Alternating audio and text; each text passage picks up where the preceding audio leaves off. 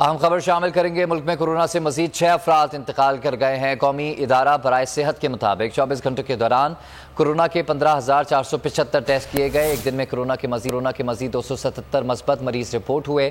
मुल्क में कोरोना के मस्बत मरीजों की शरह 1.47% रही। कोरोना के 115 मरीजों की हालत अब भी तशवीशनाक है। आपको अपडेट कर रहे हैं कोरोना की सूरत हाल के हवाले से। मजीद 6 अफराद जिंदगी की बाजी हार गए। कौमी इदारा बराए सेहत के मुताबिक 24 घंटों के दौरान 15,000 से ज़ायद टेस्ट किए गए, जिनमें से 277 मस्बत केसेस रिपोर्ट हुए।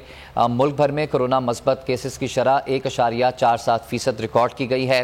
कोरोना के 115 मरीजों की हालत अब भी तशवीशनाक बताई जाती है। आपको अपडेट कर रहे हैं कोरोना की सूरत हाल के हवाले से।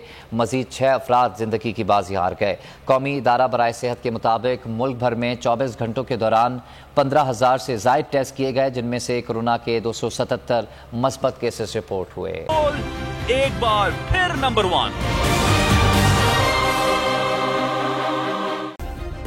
सब्सक्राइब करें और बेल दबाएं ताकि कोई खबर रह न जाए।